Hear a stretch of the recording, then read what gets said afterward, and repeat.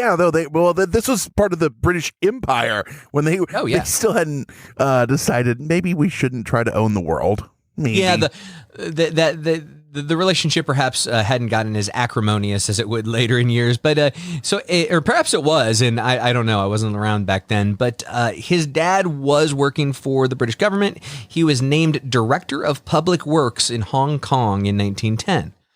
And so they lived there. They grew up there, and they returned to England 7 years later in 1917. That is a lot of traveling. All joking aside, like all over, for such a young person, you really develop sensibilities of what it means to be a world traveler. Mm-hmm. Though you are steeped in British culture, I'm sure that's still a really cool thing. Oh, it's a lot different than the person who never left the village that they grew up in Oxfordshire. Yeah, that's why the village has so many people there that are specialists in what they do. There's the guy in the village who's a biker. There's a guy in the village who's a construction worker. There's a guy in the village who's an Indian chief. There's a guy in the village who's a cop. Do you think they can sing? What did you say? Do you think they can sing? You know what? I bet that they get it together at one of the community centers, like a YMCA maybe, and probably work on things like that. Wrung the last drop out of that one. All right. So what are your thoughts, John? What do you think about this story? Yeah, I mean, jokes aside, I just think it was an unfortunate accident. I do think oh God, I can't believe I'm saying this. I think the Navy's explanation makes the most sense. Oh, you shill. You fucking shill. Hey, don't forget to check your account. I deposited your shill check this week. My shill check? Thank you. I think the thing... Praise be to the devil. Praise be to... excuse me. Sorry. I apologize. Back in 76, Walter Cronkite was the anchor. So, I mean, he's going to call up his old buddy Walt. Wally. Oh, that makes sense. So the Circleville writer's sitting there in Circleville, Ohio saying, who would carry this story for me if I needed to let the world know that this school bus driver was having an affair with the superintendent? I'll tell you who. That Walter fucking Cronkite. Maybe it was right. Walter Cronkite. Did anyone look? Where was he in 1970? What was he doing? Ooh. Walter, real quick question. Why do you spend all your free time in Columbus, Ohio mailing stuff? Don't you fucking worry about it. That was his real voice. A lot of people don't know. Don't you fucking worry about it. Not everyone hears my real voice, but I gotta go on the news tonight, and I'm gonna be out of town mailing some things. John F. Kennedy is dead. Excuse me. Senselessly murdered in the heartland. There will be a new president of the United States. Who the fuck is that? Is that Dan Rather?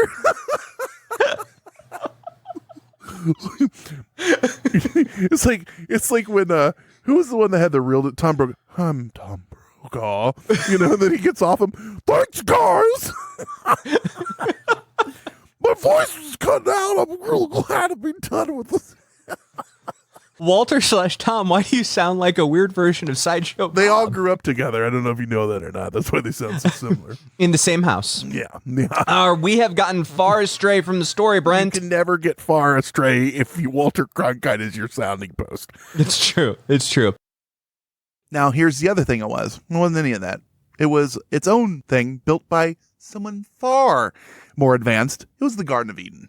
Oh, yeah. Well, I mean, we mentioned the Fertile Crescent. If that area really was the Fertile Crescent, I mean, there are some things that are said in the Bible that point to this area. I can actually give you the exact verse. It's the book of Enoch 12:72. Hey, Dim, the earth is flat and the Garden of Eden is at these following coordinates. Oh, saith the Lord. Even a lot of people in the world of the weird, in the ufology community, look at Magic/Majestic 12 and go, yeah, that's all fake. That's all fake. So if you're pointing at him as the defender of all things magic and the defender of all things majestic, that's what... Defender of all things magic is Gorgok, and he lives in the mountains. We all know that. So, and you're not supposed to speak of his It's magic title. with a J, okay? I'm sorry. How shitty of a family do you have to be for them to come up with a cryptid because of your ass. Like, how much shit do you have to pull in your life where they're like, that bitch birthed the devil? Like, come on, man. Like, that is some pioneer justice right there. You know, and just like, oh shit, the prospector was there. Yeah, well, I mean, it was back then.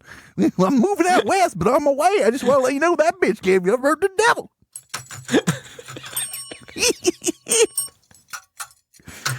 Got a lot of pans this week. Anyway, they're in the lake, and remember, we said it is deep and it is cold.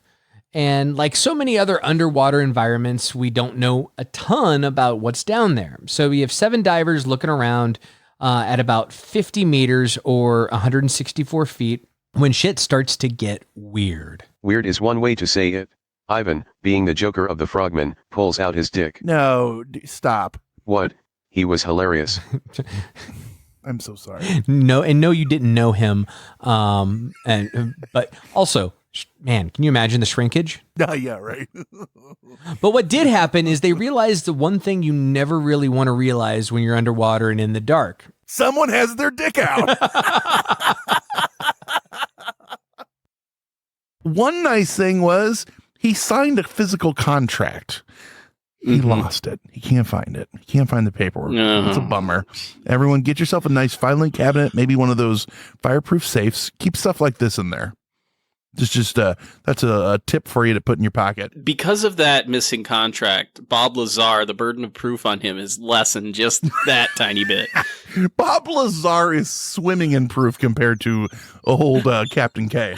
Yeah, I mean, he built a car that had a jet engine on it. I mean, that's proof enough right there. I'm Bob Lazar, and for some reason I'm standing in front of a Corvette to talk to you about the reasons why I used to work with alien materials. Well, here we go. It's oh man. and you want to know how I stopped working with alien materials? It was all my wife's fault. Yeah. Well, she was a whore, and the government decided that I was going to find out. They better be the people to tell me, and you can no longer work with us because your wife was said whore. What a fuck you. What if this whole thing was just a fuck you, Karen? Or whatever the name was. That is okay. Brent, you have just gotten down to the root of the Bob Lazar thing. What if this entire thing was a big fuck you to his wife who cheated on him? Like, I'm gonna get back at you. It's brilliant. Why can't you work on this retrieved extraterrestrial craft? Because my wife is a cheating, dirty whore. Oh, well, that makes sense. So, I mean, it passes my smell test. You know, on as far as heavy metal goes, it's so much of it where they were finding messages where they weren't. Now, I mean, admittedly, there were songs like, you know, Iron Maiden's Number of the Beast. Yeah, I mean, that wasn't really hidden imagery. But they also weren't saying that they literally worship the devil either. I mean, they were... Well, actually, if you listen to the chorus, I worship the devil, the Satan, the Christian equivalent of the devil, which is an actual evil deity. Kill children. Man, they really made it clear what they were about. Another story that we didn't bother putting in the outline, just because it's just another example of spontaneous human combustion. This guy runs out of a building and he's on fire.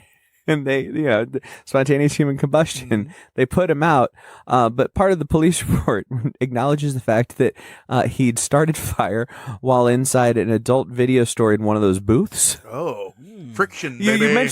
You mentioned stat electricity and friction. I mean, we didn't start the fire, but he did. You rub 2 sticks together. It turns out you rub 1 stick a lot. Can you imagine the chafing? The amount of friction required. I mean, imagine starting a campfire in the woods. Well, they were out of lube, so he used kerosene, so that didn't help. My name is Stuart Swerdlow. I promise I am human and I do human things. This is my completely human wife, also named Swerdlow. I work for your human military. Speaking of these demons and demonic possession, when you talk the Ouija boards, one particular demon's name comes up more than the rest. Hansel, so hot right now. No, Seabot, it isn't Hansel. It's Zozo. Z-O-Z-O. Wasn't he a clown with a TV show in Chicago? Hey, kids! Who wants to go to hell? No, I don't think that's quite right. You notice that the wife never really talked about it? It was just Jim. Neither did his daughter. It was just him. I mean, it's the 60s and they're women, so, could they vote yet? It's a joke. Everybody calm down. Complete joke. I don't mean that. We do need to end women's suffrage. It is way past time to knock that crap off. No, you know what, though? Honestly, everyone listening, he wasn't trying to be offensive there. He's so stupid, he doesn't know what the word means. In all seriousness, you are right. You are right that you don't read quotes from her. In the research you do. She's probably the smart one of the group that decided to stay quiet about it. Damn it, like, Jim! That's me. Stop talking to the press. I made us dinner. It's got gelatin and a whole bunch of cold meat. It's 1964. Come in here. I'm wearing a dress patterned after what you would eat at a fucking picnic. My hair has so much Aquanet in it, we now have an extra hole in the ozone. It's 1964, Jim, just in case you're forgetting. Jim! She really got violent. Jim! All of our appliances are of a green tint, Jim. There's a goddamn spaceman, but all my appliances are avocado. Jim, I need new plastic for the furniture, Jim. It's 1964, in case you've forgotten since the last time I reminded you. Stop talking to the press. We need to change the points, plugs, and wires in our car. Did you add lead to the gas, Jim? You know it doesn't like to run without lead. It's 1964, Jim. Check the fuse box. No, we don't have breakers. It's 1964. Oh. Is the milkman came yet, Jim? It's 1964. That's the way it went. That's the way I remember it.